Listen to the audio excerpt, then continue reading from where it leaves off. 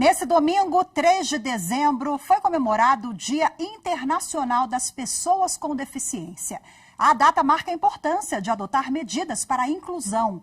Mas apesar de avanços nas leis, essa parte da população brasileira ainda encontra muitas dificuldades. Acompanhe na reportagem de Bruno Silveira. Com apenas 9 anos, a pequena Jennifer Michele foi diagnosticada, no início do ano, com autismo, TDAH, que é o transtorno de déficit de atenção e hiperatividade e também distúrbio do processo auditivo. A Érica recebeu da escola em que a filha estuda uma orientação para buscar o acompanhamento que descobriu a condição da menina. A Jennifer, ela sempre foi muito isolada.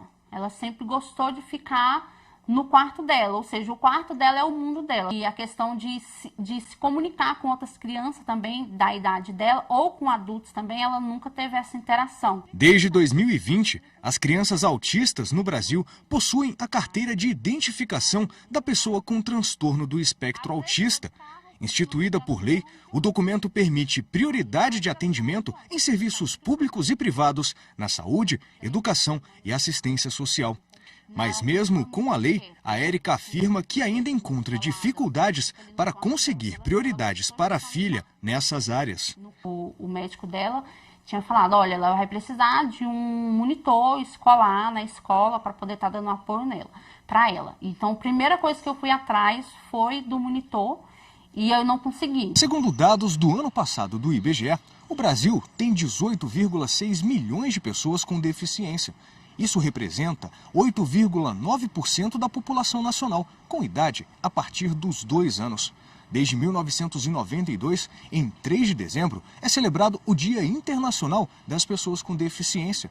A data foi instituída pela Organização das Nações Unidas para lembrar a importância de se adotar medidas que possam garantir a inclusão dessa parcela da sociedade. O Brasil conta com leis, além da que trata sobre o autismo, para proteger as pessoas com deficiência. A legislação trouxe avanços, mas há dificuldades para colocar as normas em prática. E agora, para repercutir esse tema, eu converso ao vivo de forma remota com o presidente da Comissão Especial de Defesa dos Direitos da Pessoa com Autismo da Ordem dos Advogados do Brasil, Dr. Emerson Damasceno. Seja bem-vindo. Muito boa tarde para o senhor. Muito boa tarde, obrigado pelo convite. É um prazer estar aqui falando com vocês. Prazer é todo nosso, doutor Emerson. Eu queria falar sobre os gargalos e as dificuldades enfrentadas no dia a dia. Nós temos inúmeras legislações e também avanços bem significativos nos últimos anos. Mas quais são os principais gargalos para dar efetividade às normas?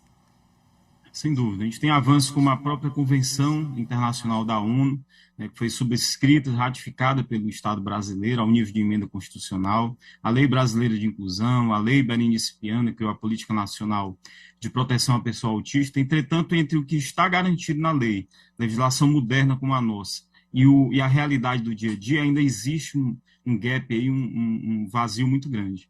Então, isso é uma das principais preocupações que não só a OAB, através de suas comissões temáticas, como controle social, as instituições, o próprio Ministério Público, tem se preocupado bastante em garantir a efetivação dessa legislação que já existe.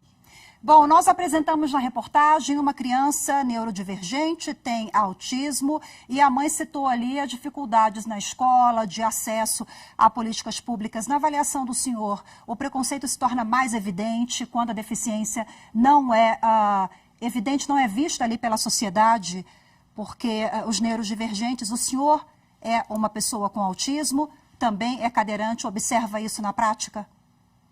Sem dúvida, eu sofri mais preconceito após ter recebido o diagnóstico tardio, já adulto, como uma pessoa neurodivergente, autista, do que em 10 anos como pessoa com deficiência que utiliza cadeira de rodas.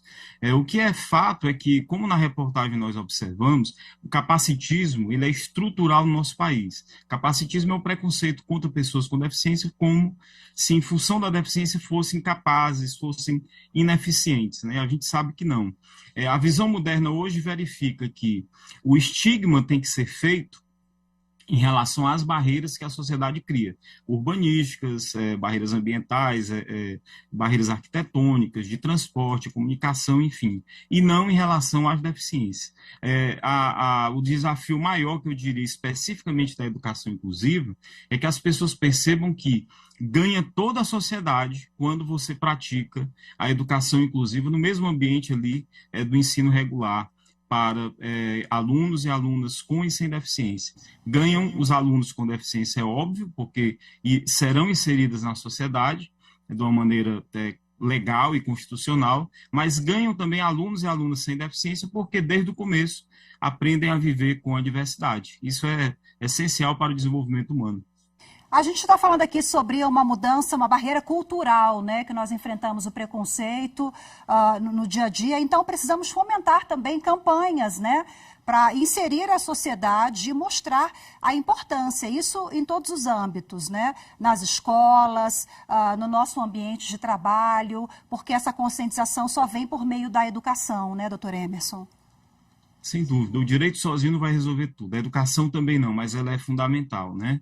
A gente tem a sociedade que ela é estruturalmente capacitista, todos os espaços, entidades ainda são capacitistas, as gestões públicas e privadas têm que ter a humildade de perceber isso e saber como combater, né? Além disso, as pessoas com deficiência, seus familiares, pessoas aliadas têm que cada vez mais denunciar para que as instituições cumpram com seu papel, os ministérios públicos, né, judicializando quando sofrerem algum tipo de crime, porque, por exemplo, discriminação no nosso país é tipificado como crime, negar matrícula em função de deficiência também é tipificado como crime.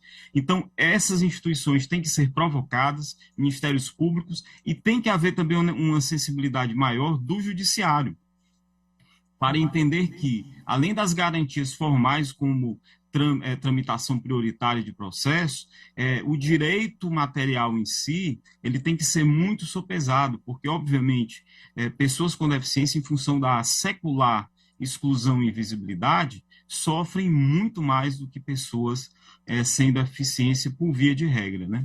A sensibilidade seria em qual caso concreto, por exemplo?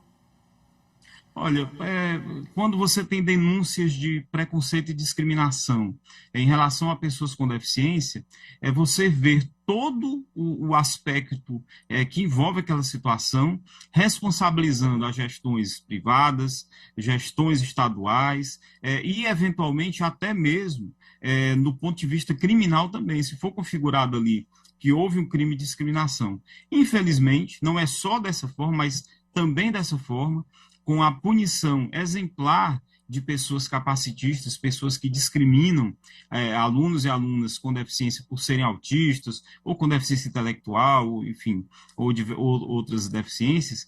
Através disso, a gente vai conseguir acelerar a inclusão, que ainda está longe de um cenário ideal. A gente tem que admitir isso também. Perfeito, doutor Emerson. Muito obrigada, viu, pelas informações, reflexões todas aqui conosco na TV Justiça. Boa tarde para o senhor. Até a próxima. Boa tarde, obrigado. A seguir, Superior Tribunal